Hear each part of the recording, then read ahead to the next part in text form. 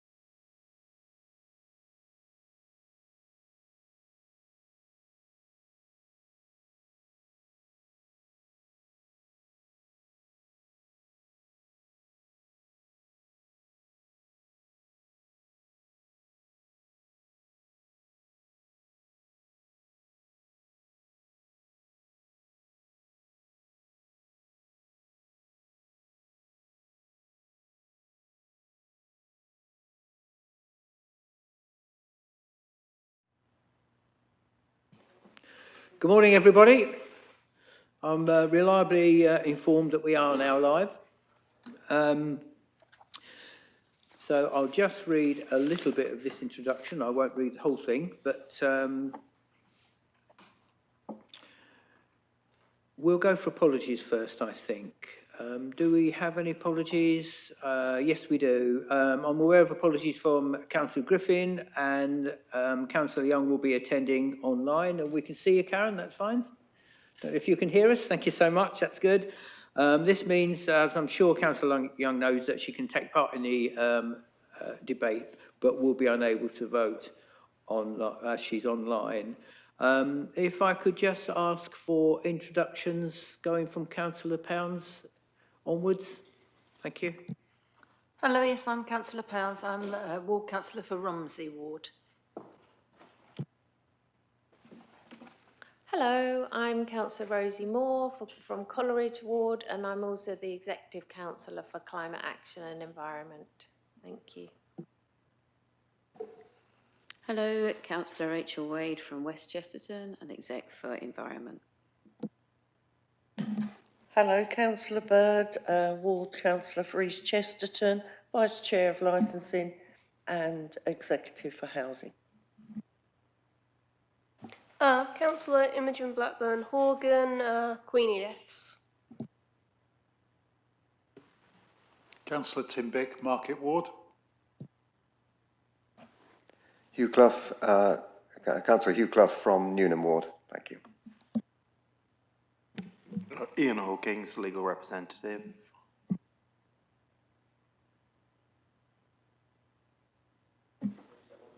And Councillor Karen Young from Queenie Deaths.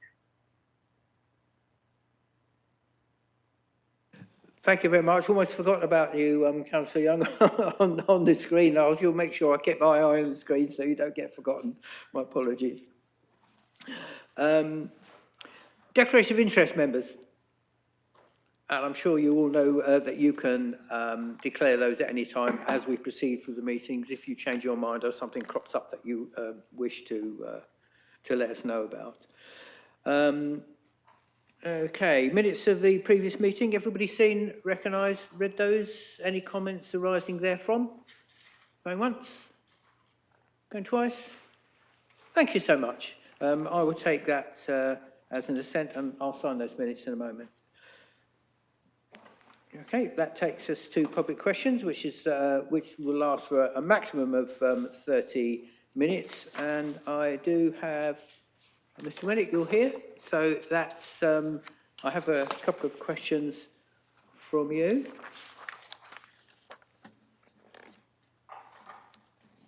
Which you have already sent in. So you say, question one is, oh, it's up on the screen. Right, okay, that's great. Thank you, that saved me actually reading that out. Just a little reminder there on that question, question number one. It says, as you serve the chair of Cambridge City Taxi Licence Committee since May 22, could you kindly outline the achievements of this role? I think really clarification what the role of chair actually is. And you'll see that this is not just, and in some ways, this will answer both questions, because this committee doesn't purely deal with taxi licensing. And what you've said, you've asked about taxi license, which is fine because that's what you're interested in. That's absolutely fine. But to remind you that there, if you have a look on page 129 of the agenda that you probably have, you'll see that there are 11 categories of licensing, of which taxis are 3. So there are many other licensing aspects that the committee deal with, not just taxis. So that's sort of to be remembered there. And also, the chair of any committee, this one included, doesn't take the decisions. And I'll read you a response, a copy of which you can have later. The licensing committee takes decisions at strategic level, usually on licensing policy, which flows from legislation. Otherwise, we don't make it up as we go along. The chair of licensing committee isn't a decision maker themselves, or in fact any other committee for that matter. The licensing committee as a whole takes the decision on any report brought before them for that purpose. The chair manages the procedure followed at full licensing meetings, which is what we're doing now. We weren't sure if you were referring to taxi subcommittees, so we've got a section for that which I will continue to read. In terms of taxi subcommittees, membership for subcommittees, which usually comprises 3 members, is drawn from the whole committee. And the chair for that subcommittee is determined at each meeting. So you may or may not know that, but what happens is that when the 3 councillors meet for that subcommittee, then those 3 councillors elect the chair on that morning. It wouldn't be me, I don't go to all of them, or the chair, whoever the chair of licensing is. So subcommittees determined at each meeting, which may or may not be myself. These meetings will all be private meetings due to the nature of the information being discussed. So you won't find the minutes of those taxi subcommittee meetings anywhere, because they're private meetings, they're closed meetings for the purpose of that particular driver. In terms of achievement, the full licensing committee, all of us, ensures that the authority complies with its statutory responsibilities and puts in place policies, etc., for the regulatory function that the council undertakes. And you've been to many meetings, so I know you're quite aware of that. So what we'll do, we'll give you a copy of that. So that's fine, you can have a copy of that. What are your plans to ensure that public hire vehicles become a sustainable service for the citizens of Cambridge? Well, that's not a function, again, it's not a function for the licensing committee. It's not up to the licensing committee to ensure any business's sustainability. And as previously said, there are 11 categories on page 129, only 3 of which are taxis. So that would sort of mean, it's completely outside the realms of the committee anyway, but I think it's important to say, even if it weren't, it would be an extraordinarily arduous, if not impossible task to do that for all the licensing categories that I've just outlined to you. You couldn't do it for one without doing it another. You couldn't help support or show people how to run their business, which is basically what you're asking, and that's not the licensing committee's review. We couldn't do the same thing, say, for clubs, pubs, off licenses, all the other licensing aspects that we have to look at. So it's not really, this doesn't really fall into our remit anyway. Did you want to expand any on that?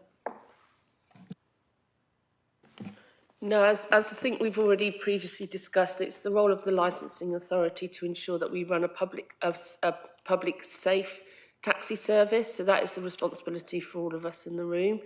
Our responsibility is to ensure the safety travelling of the public. It's not, as the chair has suggested, not supporting businesses to operate sustainably. Okay, thank you for that. But thank you for putting the questions in. No problem with that, and it gives people an idea, perhaps if there is anybody online, perhaps a wider idea of what we do anyway. So that was fine. It gives an opportunity to explain that, so that was absolutely fine. I have no other questions. Oh, yes, you can. Yeah, sorry. Yeah, beg your pardon. Yeah, of course you can. So just want to say that we're talking about it's not about the business, it's about the public hire transport. So it's not the private hire. So I think you still have by the statutory guidelines, you still have to provide a sustainable private hire service, which is not really sustainable because you got 50 stakeholders gone. Hundreds of taxi drivers gone, okay, from Cambridge City, move on to somewhere else. The Cambridge City fleet is the smallest fleet operating in Cambridge City. It's like, you know, it's a joke. I understand now maybe where is that coming from, because only 3 of those 11 points are the taxis. Maybe that's why you got such a little understanding of the trade, and you know what actually your responsibilities are in terms of the sustainable public hire transport. Okay, and Councillor Rose, I will just say that I would be rather really careful saying that because on the last meeting you said that you're really proud of the Cambridge taxi policy. Maybe you're right. It's not over restrictive. It's just not fit for purpose. Because if you're proud of it, you must be proud from what it achieved. Okay, what it's achieving at the moment is that the most vulnerable citizens of Cambridge need to wait 1 hour for the taxi. Okay, to get that sustainable. Like I said, the 50 stakeholders gone.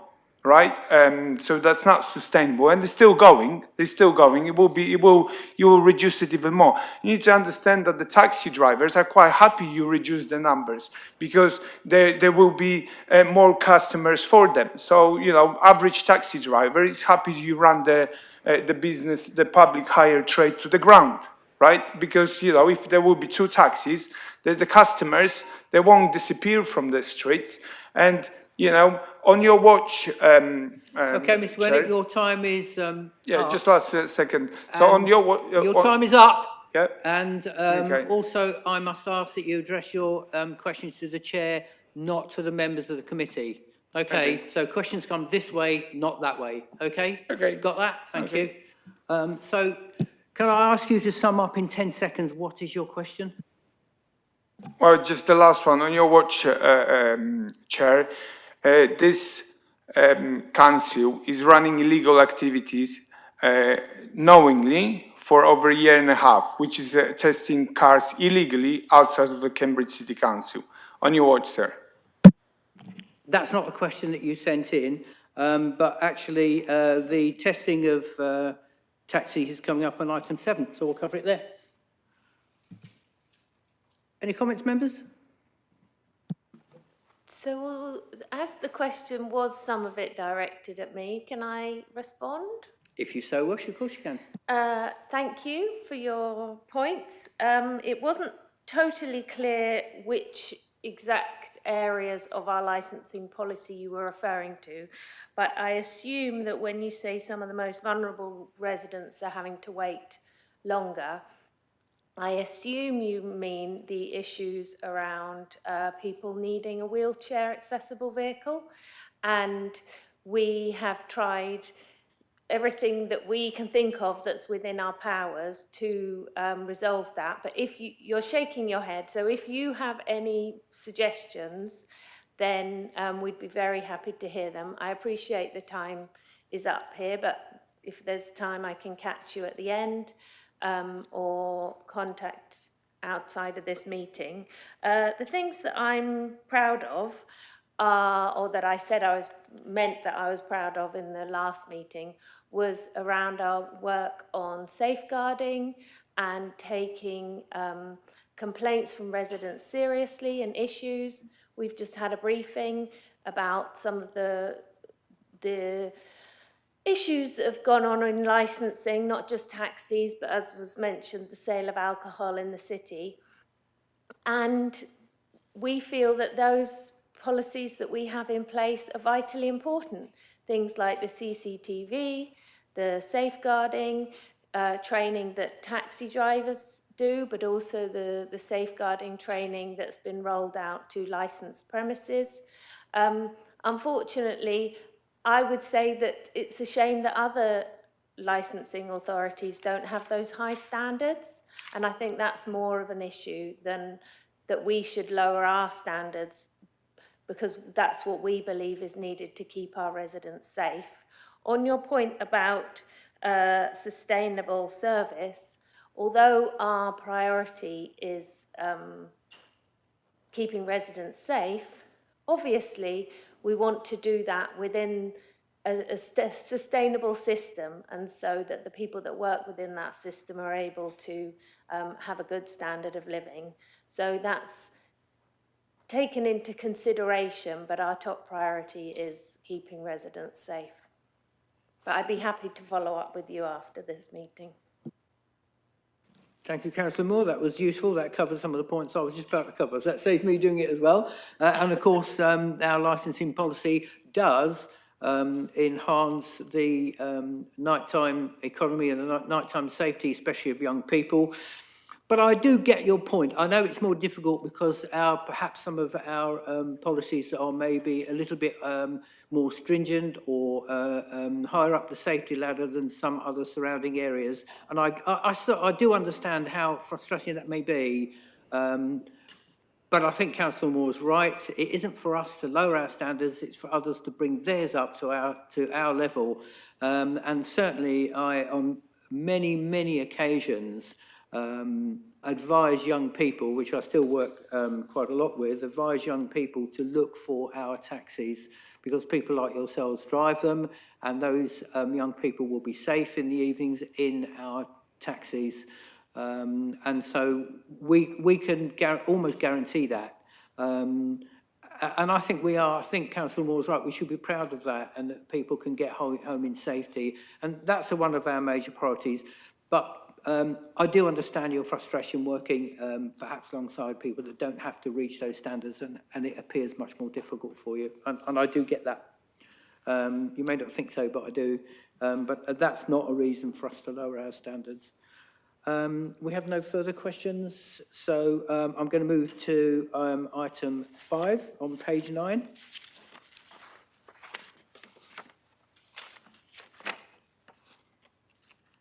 Pick it up myself. There we go. Okay, so recommendations are right on that page, from page 9. So I'll ask Yvonne to introduce this item. Thank you. Thank you, Chair. So this is the changes to the Hackney Carriage and Private Hire licensing policy. In November 2023, the Department of Transport issued best practice guidance for which all licensing authorities must adhere to unless there is good reason not to. This led to a review of Cambridge City's taxi policy, and changes were agreed at Licensing Committee in September 2024. Members also agreed for officers to go out to consult on 4 further potential changes, namely introducing training of drivers in loading of wheelchairs and wheelchair users into wheelchair accessible vehicles, for drivers to do a daily safety check of vehicles, for private hire vehicles to continue to display operator signs, and for applicants to hold a full driving licence for more than 2 years before applying for a licence. Public consultation took place between the 4th of November and the 1st of December, and we received 44 responses. Responses can be found on Appendix B, E, F and G of the pack. In relation to the wheelchair training, 29 responses agreed that training should be mandatory, but it was unclear how this training could be implemented.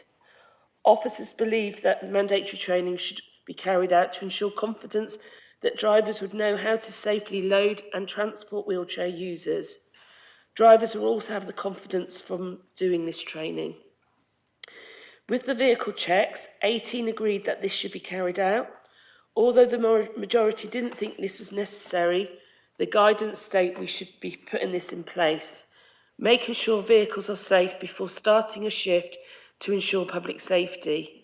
Other public service vehicles are subject to daily checks, and this will help reinforce the high standards that we work to. These daily checks can be done via paper or electronic, and a checklist from the guidance is attached to Appendix C. However, we propose to have our own checklist and amended, and a suggestion is attached to Appendix D. The third change that we went out to consult on was whether private hire vehicles should display operator signs. The guidance suggests not, as a number of private hire operators work under different operators. 45 responses were received and 42 felt that operators should be displayed. Officers also believe the signs should be displayed for public safety reasons. The fourth change to the policy was to extend the time new applicants hold a driver's licence from 12 months to 2 years, and this would allow more experience for new taxi drivers. And a final change to the policy, as requested by members who sit on the licensing subcommittee, that any driver that has been suspended, revoked or refused a licence should not reapply for a licence for less than 10 years. For the purpose of this committee, I refer to page 9 of the recommendation for the changes to the policy as attached to Appendix A. So that's the introduction of training for wheelchair users, for drivers to do a daily safety check, for private hire vehicles to continue to display the operator signs, and for applicants to hold a full driving licence for more than 2 years before applying for a licence. In regarding the training of drivers to do wheelchair training, we're asking members to allow officers to decide how this introduction should be implemented outside of this committee. Thank you, Chair. Thank you very much. Any questions, members, on that? Councillor Clough, go ahead. Apologies if I haven't picked this up, but is there a charge for the wheelchair accessible vehicle training that will be levied on the taxi drivers? That's something we need to look at and investigate. So we're looking at perhaps doing group training using a company that the County Council use. County Council already require this wheelchair training. So if a driver's already had it through the County Council, then they would get automatically approved to do this. But we're still having to look at the detail because it is actually more complicated than it sounds initially. Okay, but are they likely to be facing a cost in the order of £100 per session, or is it going to be £20 or £30 per session? I can't comment on that at the moment. We're still looking at investigating it. We just want to get approval for the principle of doing the training. Okay, and I've also got a question about the daily checks. Is that possible to ask that now? Or? Okay, so in terms of the daily checks, because I can understand that if it's going to be app-based, do we have an app that would be usable or implementable fairly quickly, or is this something, i.e., you would then be able to see who had done the daily checks? Is that the idea, that we'd be able to monitor who's doing them through the City Council app? We will look at developing an app for the purposes of doing the daily checks, but the idea is that when we do our inspections, so we pull vehicles in at any time, we do rank inspections, we will at that point ask to see their daily checks. Or if we, say for example, find a vehicle has failed its COC for bald tyres or something, we would then ask to see their daily checks to see if they've actually completed those. So we will be monitoring that throughout the life of the licence. Okay, so it's not a monitoring system that you would be able to see stats coming in. It's just something that will be revealed on rank inspections. Yeah. Okay, thank you. Councillor Bird. Thank you, Chair. Well, you know how I feel about this issue. Been in many taxis. Some have tied me in, some haven't. All sorts of ways. And so I'm really pleased that we're going to do something about this at long last. The main thing I would like to see as well, with all the training, that they understand that every disability is different. So we'll have to keep an eye on that one. And all wheelchairs are different as well. That's another point. And also, the training is important. And it'd be good if some of the training was done by actual wheelchair users themselves. There is companies that would do that. And I think that would give more clout, if you understand me, to the taxi driver. So that's something I'd like to see. And let's hope we get what we want. So wheelchair users are not discriminated against. Thank you, Chair. Councillor Moore. Thank you. I really support the training for supporting wheelchair users, and I think Jerry's suggestion of having wheelchair users involved in the training is a really great one. And also to make sure not just that the drivers learn from the experts, the real experts, but also so that wheelchair users can be really involved in what they want from the safe, as Jerry said, to give the best service. On the daily checks, although I see from the consultation there was a number of people fed back that it wasn't needed, I feel from the briefing we've just had about the numbers recently of issues raised when drivers go for their regular checks, I would say it sounds like they are needed, and I assume that that will be tracked, any improvements following these daily checks. And I just wonder, I assume you haven't kind of got this far, but just around enforcement. So for example, if someone does turn up for their checks and they might have been doing the checks, they've got the evidence, oh, they've ticked it weekly, but if the tyres are bald, that doesn't happen overnight. So just what the expectations would be around that, if there's any ideas so far. Thank you. Councillor Bick. Thank you, Chair. I support all of these initiatives, all four of them. The one that I have the slight question about is the one about the daily safety checks. Not whether that's right or not, because I think that is right, but I looked at the documents, and I see there have been two iterations of this, which I assume the second one, they aren't labelled as appendix numbers, but I assume that the second one is the modified one that's being suggested. I mean, I think there's a bit of psychology in this, isn't there, really? Because what we don't want is to introduce a checklist which people just kind of take a tick box approach and just claim they've done it but haven't actually done it. And I mean, it's really difficult to control against that.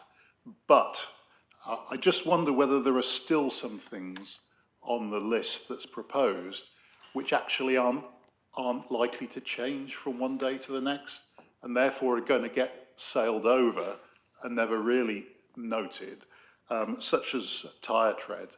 And I'm just wondering whether really there were some things that have been axed from the first version of this, whereby what one would really want would be a weekly version and a daily version, or a monthly version and a daily version, because, you know, I think the daily version with too much in it is going to maybe not observed very well, and if we cut it down too much, we're then going to miss some of the things which might show up on a slightly less frequent basis. I mean, it sounds very complicated the way I'm saying it, but I just feel that this is so important that one doesn't want to run against what drivers feel is an unreasonable check for something that really didn't change since yesterday and would never be likely to. And it's in the interests of trying to get something really authentic and actually observed. And I wonder whether there is scope for looking, still supporting what's recommended here, but looking again at the way we implement it between time periods. I'm happy to take that advice from Councillor Bick, to take it away and look at developing a monthly checklist and a daily checklist, which would be then two separate. But I'm happy to take that idea away and develop it further. Thank you. Yeah, thank you for that, everyone.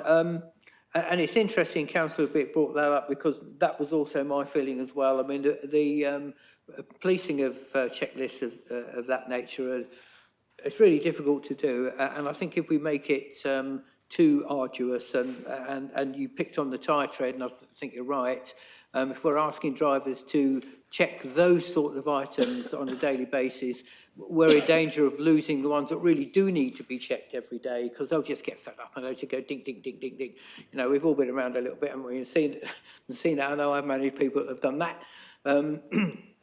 So I think it would be really helpful to do a monthly one and a daily one. And then I think it makes it clearer to the drivers themselves that we do have an eye on actually what checks need to be done on a vehicle on a daily basis and what doesn't.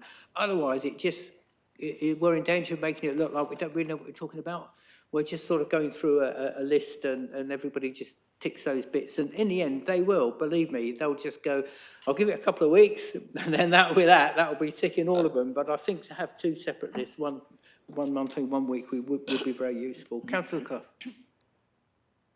I'd like to thank Councillor Bick for his thorough look at this checklist, because as you look at it more, it talks about the security of the exhaust system. Well, I would have assumed a daily check would have been involved in looking at whether there is any emission coming out of the exhaust, but actually for it to know whether it's secure, you'd have to go under the car. So I suspect as we look at this more, we're going to find things which are indeed, more onerous. So I think it's really good point to try and make sure that things which are practical to be done on a daily basis, but we don't expect a driver who's kitted out for the day's work to roll under and rattle his exhaust pipe. Thank you.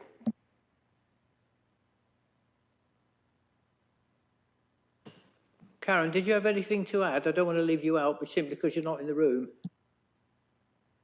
No, thank you, Chair, but no. Okay, thank you. If there are... Councillor Pounds.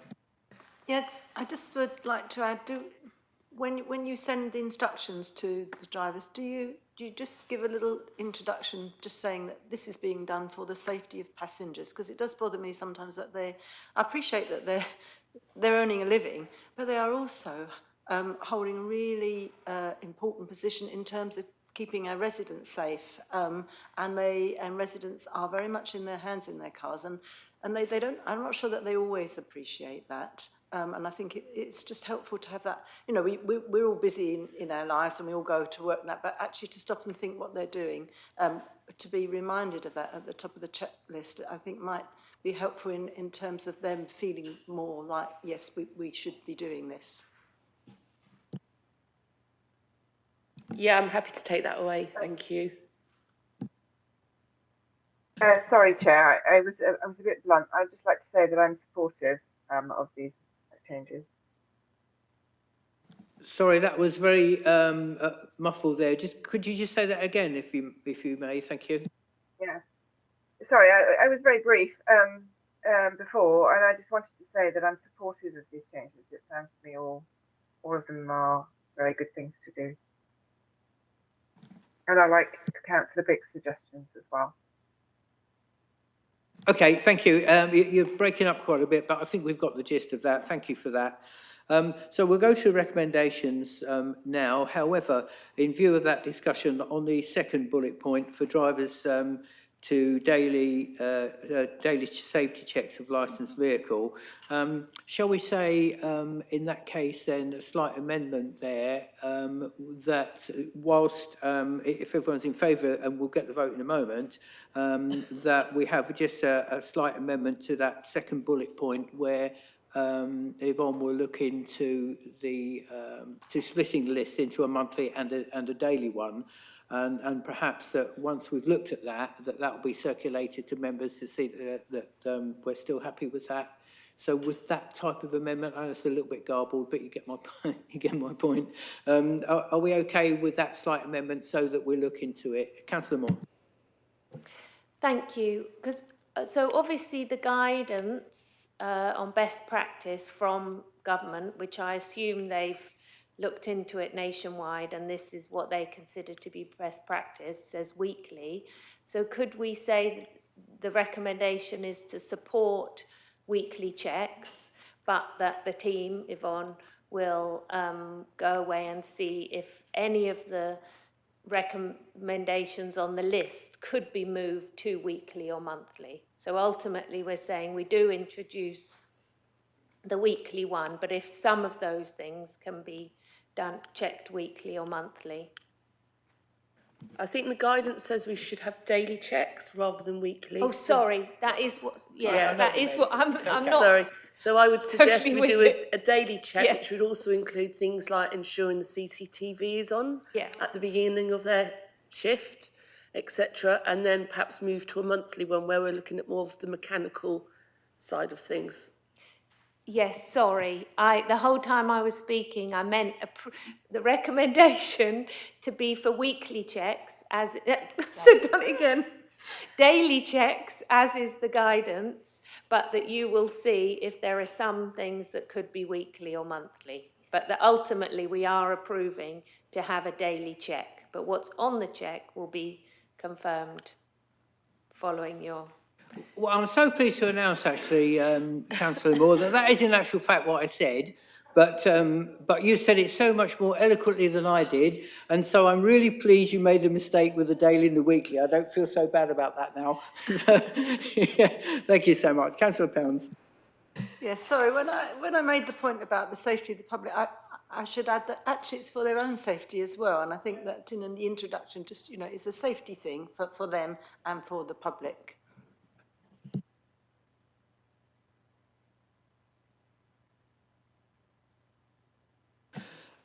Okay, thank you for that, everyone. So, in view of that, if we can have a show of hands for the recommendations with that amendment for the second bullet point. All those in favour? So that's unanimous in favour, Chair. Thank you so much. That then takes us to item 6 on page 115. And those recommendations also are on page 115. So again, if I can hand over to Yvonne, thank you. Thank you, Chair. So this is the annual review of fees and charges for 2025-2026. This is an annual report to consider the fees and charges for the Council's licensing function. Licensing authorities is responsible for processing, issuing licences for a wide range of activities, and we need to demonstrate that the fees and charges have been set in accordance with the law and best practice. Fees should be set so as to avoid either a surplus or a loss. Some fees are set by statute, such as the Licensing Act and the Gambling Act. Other fees are set by considering specific officer roles, time spent involved in the issuing and processing of application, and this includes administration and monitoring of compliance, such as taxis, payment licences, animal licensing. There's also significant case laws around the setting of fees and charges for licences for which we must adhere to. For taxi licensing, there is a requirement to go out for a statutory consultation. Fees and charges were calculated for taxis to avoid a surplus or subsidy, and we went out to consult on, which is, the consultation is attached in Appendix A on page 125 of the pack. 21 responses were received as set out in Appendix B of page 127 of the pack. Most fees were calculated to be very similar to last year, except the one-year driver's licence. The one-year driver's licence has been amended from the consultation, in consultation with the Chair of Licensing, and we've been doing this for the past 2 years. In 2023, the fee was calculated to come out at £255, and that was previous years we were charging £84. And they felt that this was an unreasonable increase. So as the years have gone on, we've done an incremental increase. So this year, the true cost of running a one-year licence is £255 again, but we are going to propose to put it up to £200 from 150 from last year. There's also an option of a 3-year renewal at a cost of £305. So if I turn to the recommendation is for members to approve the level of fees and charges from the 1st of April 2025 as set out in Appendix B. And we will communicate these changes to the public, businesses and the trade as needed. Thank you, Chair. Councillor Clough. I'm not quite clear whether I need to declare an interest. I am on the committee of the Newnham Croft Social and Sports Club, and I think I see these bills come in, but I think they're under the statutory set, so they're not. So therefore, I could vote on this. Is that correct? But I thought I'd better declare an interest at the moment, since I pay the bills. Yeah. Yeah, so the Licensing Act, which is what you're referring to, is set by statute, so we have no control on that setting. Okay. So I think so I can that's vote, fair for you to vote, happily. Yeah. Thank you. Yeah, I've got no problem with that at all. I think that's, but thank you for letting us know that, but I see no problem. Any questions, members? Councillor Moore. Thank you. So it slightly covers it in 4.4.14, but I just wanted to really clarify that the council can't make any profit from the work of licensing, but should be covering all of the costs. So, for example, one of the like the one for the 1 year renewal, which you mentioned, of a license, if people repeatedly don't do that on time and need lots of follow-up, and then the cost to all license holders rises to cover that. And the same with complaints, and if there are concerns raised against drivers for their own behaviour or for issues with the vehicle, then that makes overall the whole service more expensive. So then these costs, fees and charges need to rise in accordance with that. Is that right? Just to confirm? Yeah, that is correct. So we have to ensure that we're covering all costs for the service. So it's a zero baseline when we come to do the budgets. So that does include enforcement and compliance and monitoring, and that has been set out under the Westminster Hemming case, which says that we have to charge for compliance. If a driver does not submit an application on time or incomplete application, then when we look at the overall cost of the service, that will be taken into account. So when we look at the spreadsheets where we've worked out the calculation, we take in all the enforcement, the nighttime economy work that we do, the taxi ranking that we do, the illegally applying for hire that we do, all that is taken into account when setting our fees and charges for taxis. I believe in one of our reports, in fact, I know there was a percentage of those applications that had to be sent back and redone again because they often haven't put all the details down. Same with chasing the DBS checks, all of those things, and they do all add up. And you had a really good chart about that in one of our reports of how many times the officers had to keep going back and back and back because they weren't filling out the forms properly, which, you're right, increased the cost. And that was one of the things that came up on, could have been last year, on these fees when taxi drivers were questioning why some fees had gone up as much as they had, and they've every right to question it, no issue with that. And that's one of the things we said, that if drivers could be more precise and more concise in actually making their applications and making sure they're on time, then officers wouldn't have to keep chasing and going back. Then that would reduce the cost. Councillor Wade. Yes, just to compound that point and the point that Councillor Moore made on page 127, there's a comment here that from the public consultation, and these documents are public, it seems clear, and I quote, it seems clear that a profit is being made on taxi administration, unquote. I think, is there any way we can get the communication around why the fees go up? Because obviously that message is not getting through. If this is the latest consultation, I wonder to show that the increase is a reflection of what you've just pointed out, Chair, that it is linked to the extra admin costs. So what we do is we send out communication to all the trade. We also raise it at the Taxi Trade Forum when we have them. And it's quite clear, we try to get the message over to the trade through the representations who come to the taxi trade to say you need to let your members know that by doing incomplete applications, that it does come as a cost to themselves. We give that information time and time again, but we do a lot of communication, and a newsletter will go out after today with any changes that we propose in here today. Thank you. I just wanted to clarify there's a direct link of communication there, so people should be aware. Thanks. Councillor Clough.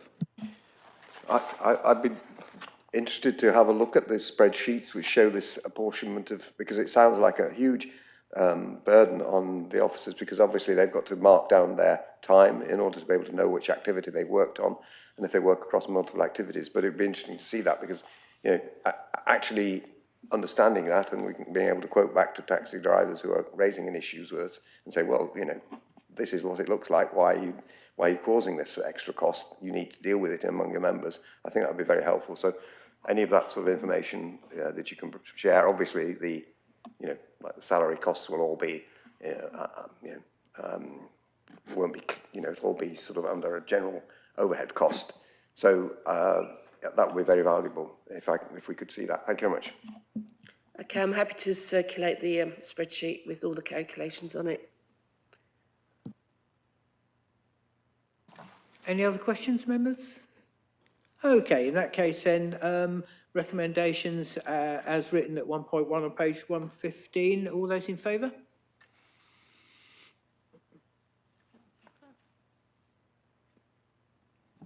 Yep. Oh, good. That's unanimous in Thank you favour, so Chair. much. That's fine. Okay, thank you so much, everyone. That takes us to item 7 on page 133. Sorry, may I just... Oh, sorry, I couldn't see it I'm from really screen. sorry to have to do this, and I didn't spot it earlier. You know the previous item, item 5, and I know we don't particularly want to spend time going back on things, but I did just note that you're making a change to the policy, which was about the suspension and revocations. I just wondered if you wanted to also have a vote on that, or just have that discussed, because isn't that changing? So if we go back to agenda item 5, which is on page 10 of the report at paragraph 2.3. So this was the change to the policy whereby at 2.3 it says, following feedback from members when they have sat on the licensing subcommittee, paragraph 33.7, which is the one at page 53 of this pack, has been added to the policy and clarifies the position in regards to licence holders that have had their licences previously suspended, revoked or refused by Cambridge City Council. So I'm sorry to bring it up, but I just think it's relatively important, given it is often considered at subcommittee or even at driver stage, to have an... I see you've increased the... you should look at the policy yourself rather than me describe it here, but there's obviously a 10-year ban on people who have previously had their licences revoked or suspended, and that's a change, and it's relatively significant, don't you think? Just so the committee have had a chance to, if we are changing the policy, to have a chance to just consider that, just for the legality of it, because I think that is an issue which is potentially challengeable, because that is something that a driver who is aggrieved at not having had a licence, when they've made a new application, will bring that up. Yeah, I think you've got a reasonable point there. I can remember us having the discussion actually after a subcommittee as well. So how do you feel? So it's been increased to 10 years, hasn't it? And it's also the way it's expressed. Do you want me to find the passage? Would that be helpful? 33.7. No, I think the reason we've put it in, it is a change in policy, but we considered it to be a minor change in policy, and therefore any minor changes in the policy doesn't necessarily need to come. We only ever bring major changes to policy to this licensing committee, but I'm more than happy for the discussion. Okay, I apologise. I saw it at paragraph 2.3, which sort of naturally followed the other recommendations that you had at 1.1 that we discussed in. So I just thought perhaps it hadn't been, you know, because it was down the list, that it hadn't been brought up here, you know. But I think it is worth some consideration, for the reasons I've said in terms of these are the legal challenges that one gets.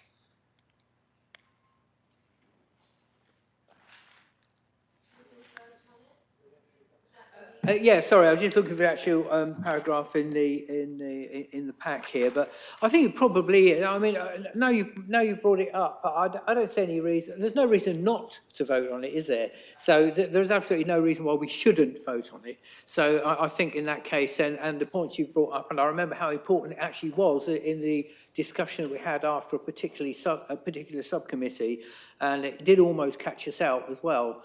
So no, I think your point is fair and valid, and if members are happy that we're all talking on the same thing, then perhaps we will have a vote on it. But Councillor Pounds?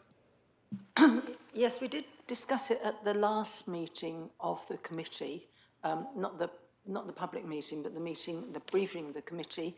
And the reason was because it brings us into line with South Cambs and other authorities. And that's why we've done it. So we're not actually introducing something very different. We didn't have a policy in place, an automatic revocation for 10 years, and other councils do. So they could just say no to anybody reapplying, and we had to go through quite a long procedure, often taking in court cases and things. So we're just bringing ourselves into line with other authorities.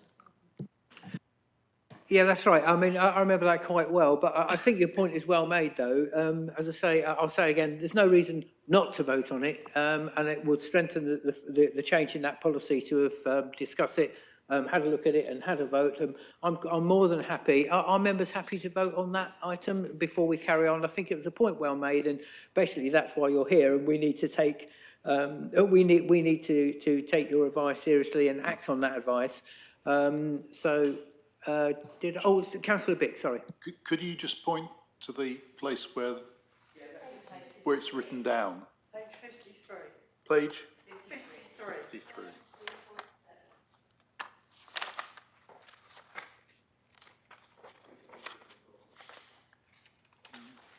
Page 53. Are we talking about page 10? Page 10, 2.3. So 2.3 is the paragraph in the report that refers to the change in paragraph 33.7 in the policy. Yeah, that's it. Yeah. Can I say?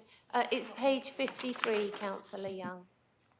The wording of the change. Oh, sorry.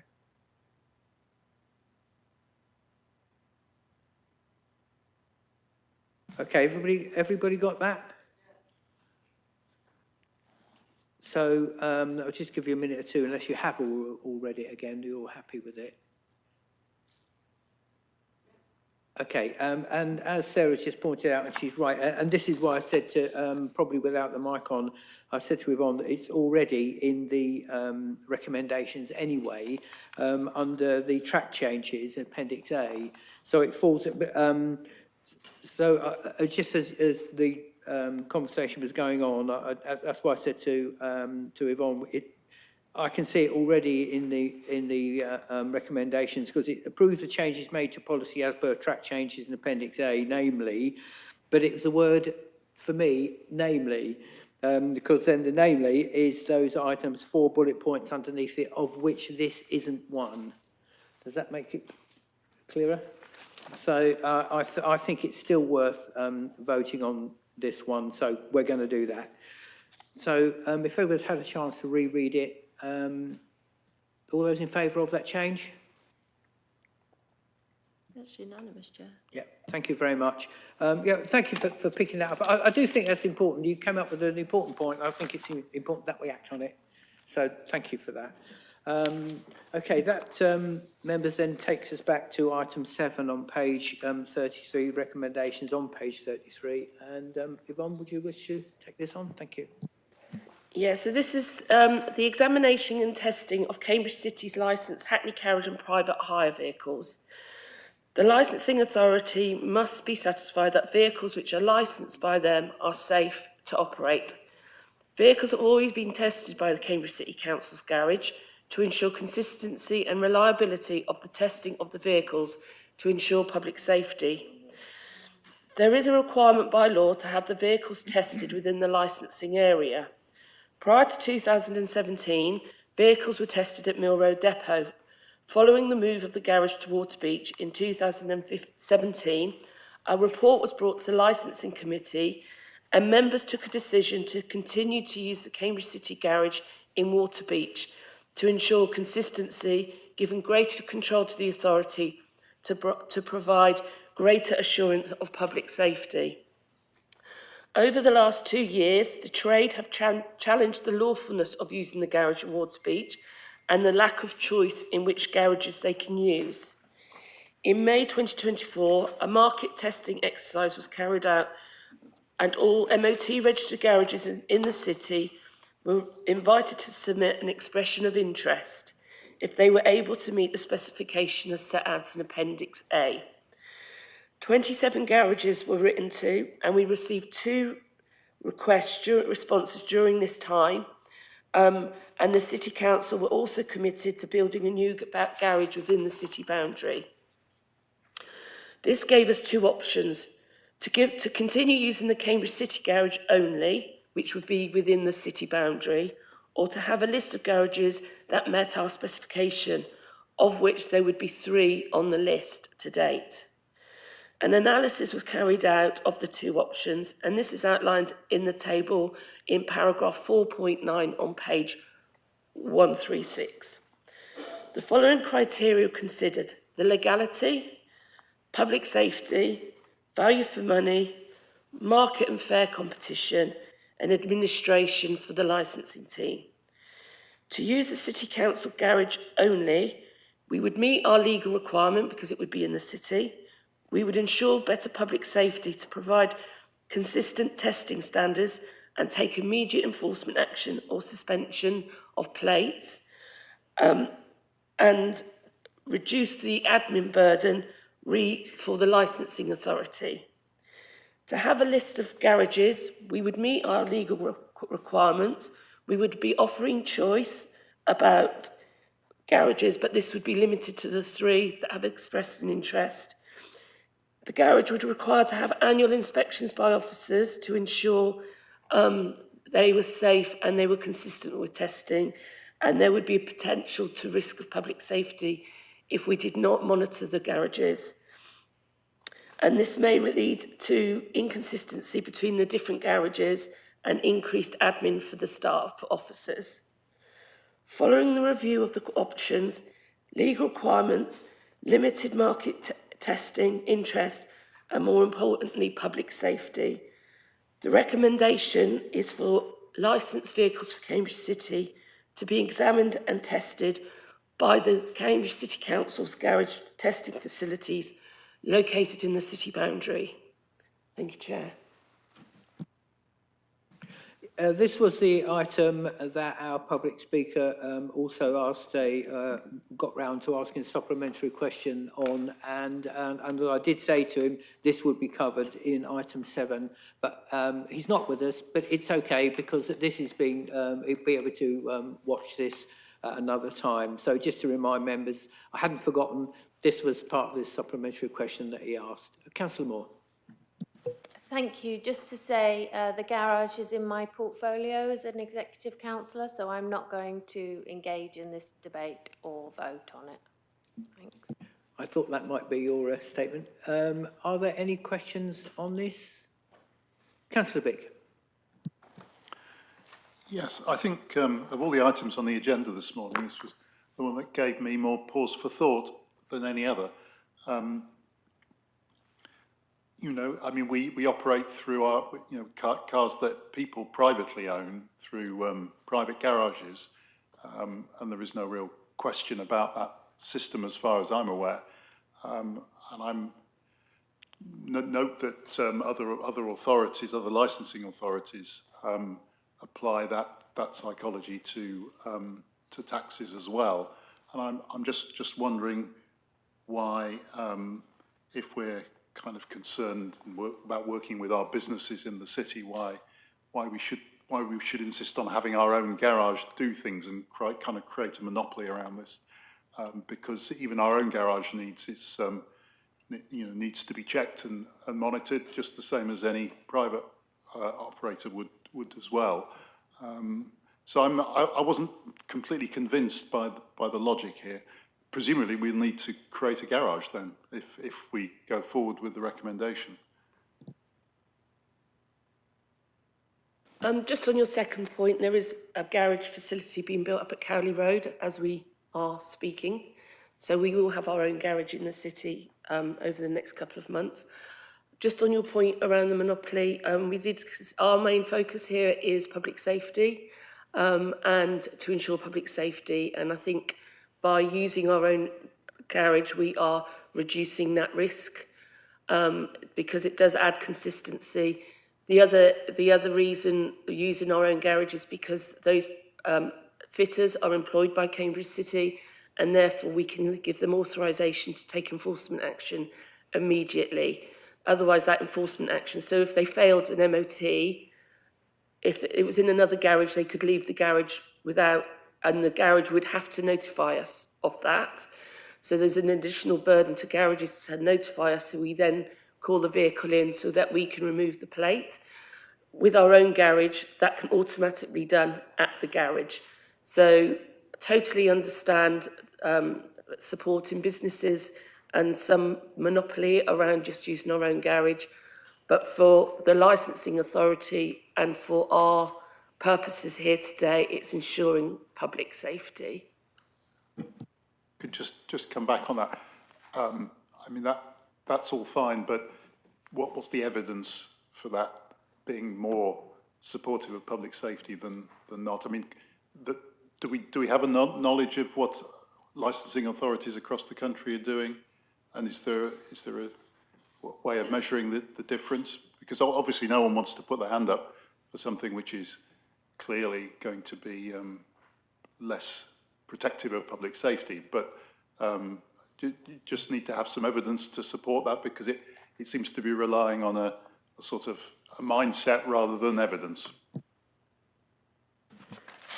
So if you go to paragraph 4.9 in the report, we talk about doing inspections and enforcement.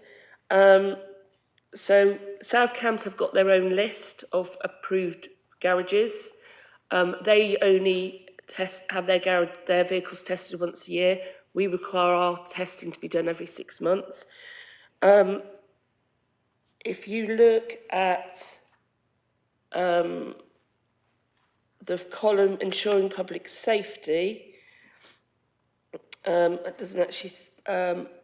So we have done over 80 checks since April on our vehicles, of which 9 had minor non-compliance because they were tested at our garage.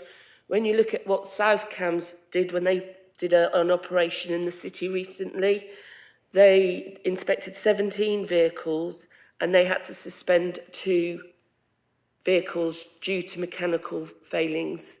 I think one was the tyre and one was window tints. So we have looked at comparisons. Over the country, we took legal advice and different authorities have different systems in place. So some authorities just allow any vehicle to be tested in any garage and there's no approved list.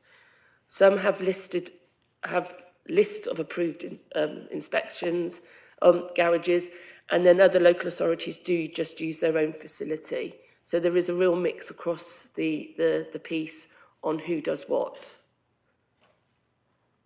But is there any evidence that all the people that don't use their own facility or insist on using their own facility are less safe? That's different. Unless we did an audit of all the garages across the country, that would be quite difficult to prove. All I can say is when we compared our testing with city vehicles and when South Cambs did the same operation, they had more non-compliance than we did as a city. That could be because we do it every 6 months, they do it every year. We just do more regular checks.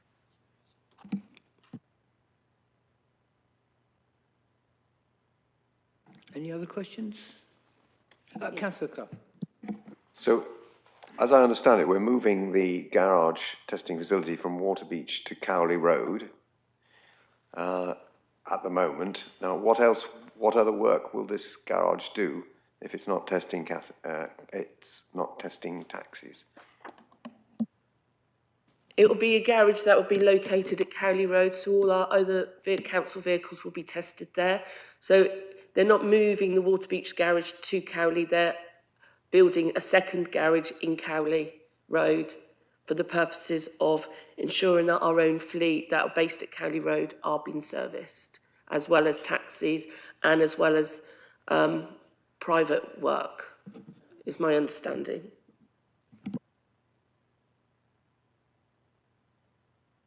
Councillor Wade. Thanks, Chair. Just for clarification, how many other garages expressed an interest in this type of work? There was only 2 garages that expressed an interest of the 27 we went out to, one of which can't test Teslas. So again, very limited to what can be done. Thank you. Just clarifies things. Any other questions? Okay, I'll just go back to page 137 that we're talking about these 17 vehicles that were inspected by South Cam. So of their 17 vehicles, only 2 were compliant anyway, out of 17. 15 non-compliant, 2 suspended. They'll be the... and I know 13 of those were just advisory letters due to various issues such as not displaying badges, etc. So I get that they were advisory letters sent to them, but it's just as well to note that, because that can be quite important, especially if there are complaints or whatever against the driver, etc., and they're not displaying their badge and that sort of thing. Then that can be quite difficult for the complainant to actually know who their driver is. So I think actually that's really important. And of course, I'm not saying this would happen, but if they don't display the proper identification, then it quite frankly could be anybody driving that cab. So although it's an advisory letter, I think it's a really important point. So just to highlight that. Any other questions from members? Going once, going twice? Okay. Oh, sorry, please. Personally, I'm inclined to share some of Councillor Vick's concern on this, but I also can see that keeping a general, making this transition to Cowley Road and having the overall, knowing that the standard of compliance is guaranteed. So I think it might be an idea for us to keep this under review and possibly to bring it, and if we continue to get complaints from the taxi drivers, then we can consider it again. That would be my position at the moment. Thank you.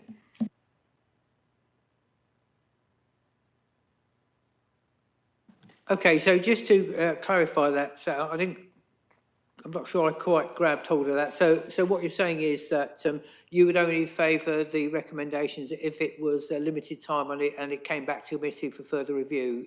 Did I understand that correctly? Yes, I think that's what I'm saying.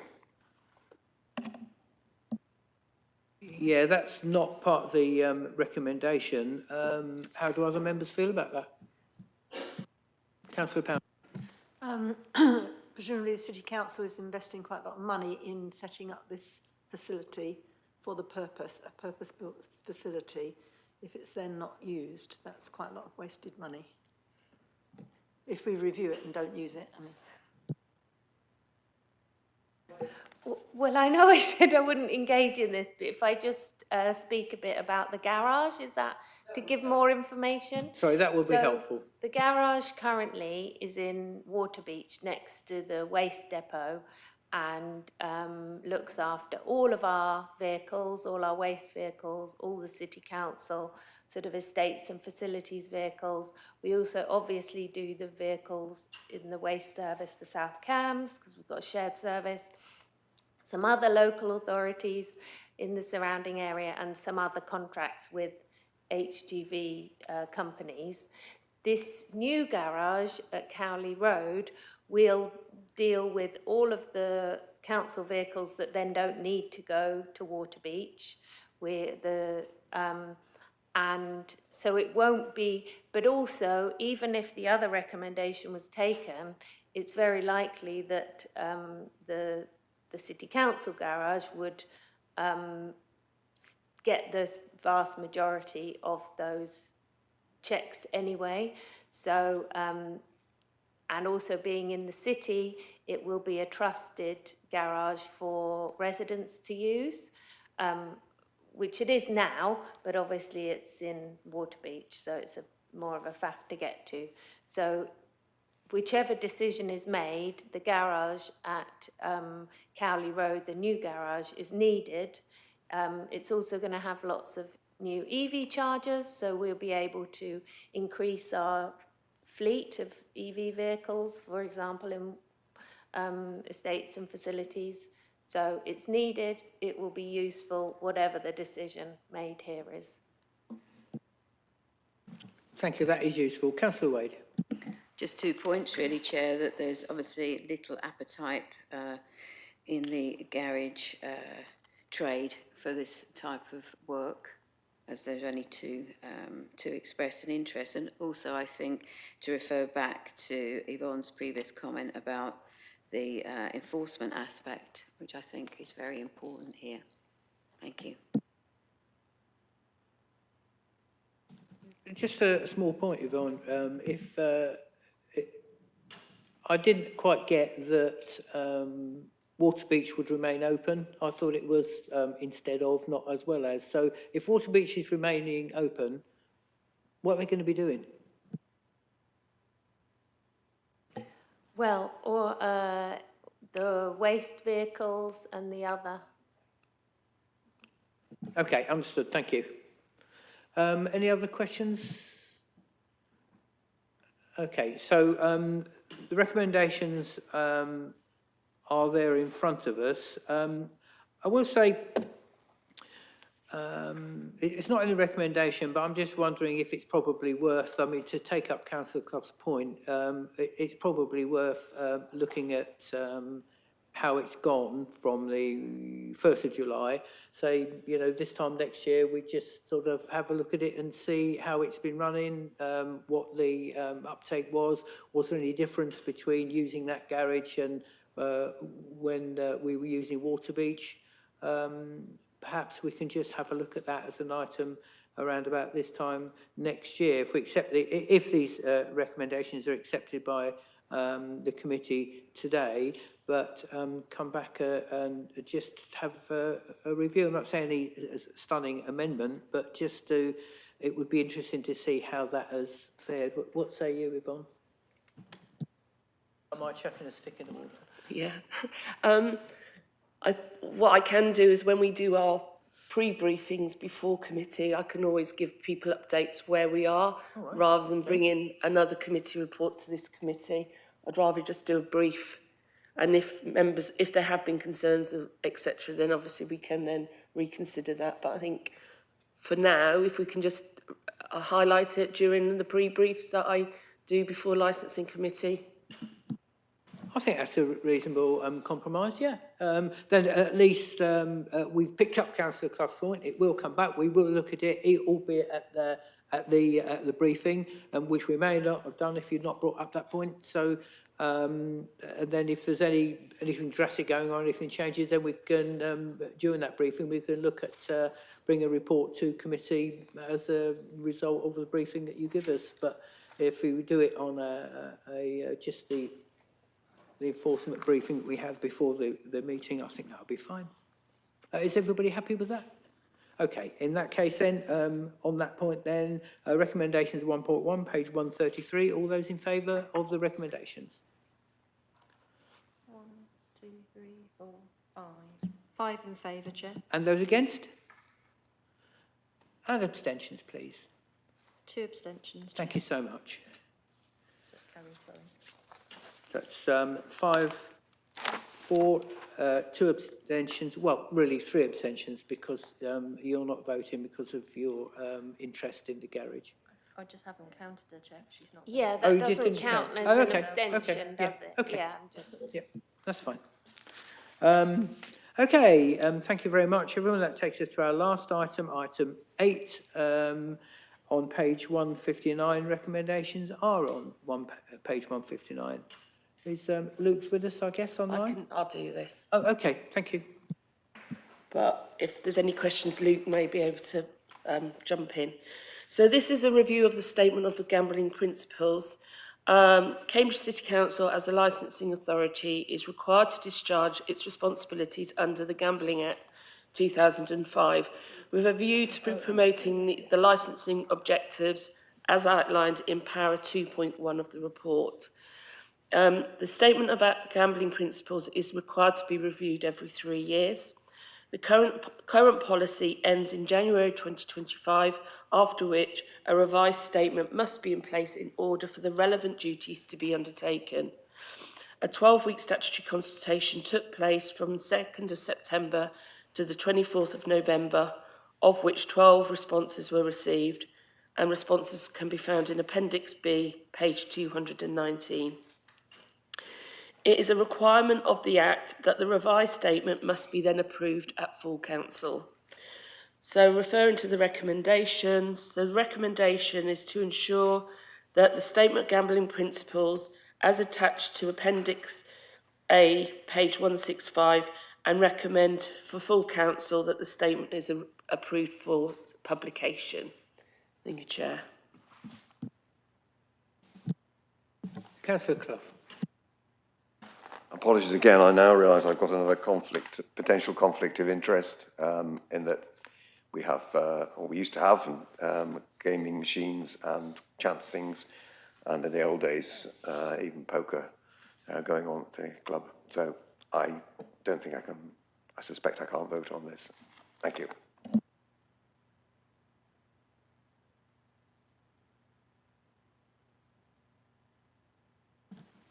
So, that's an interesting statement. So the, is there poker going on now?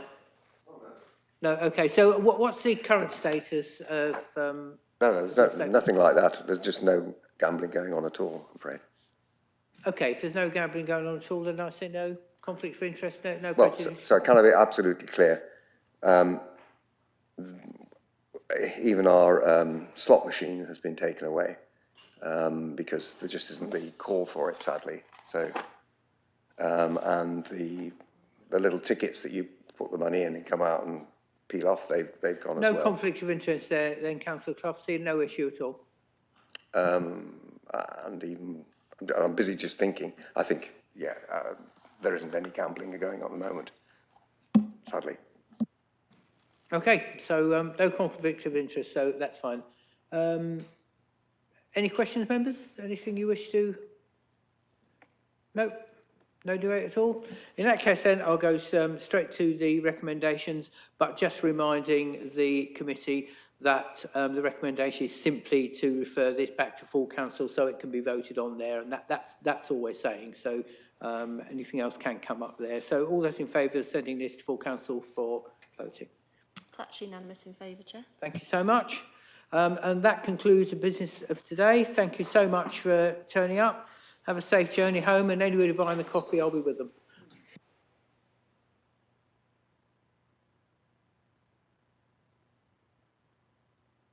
Thanks, everyone.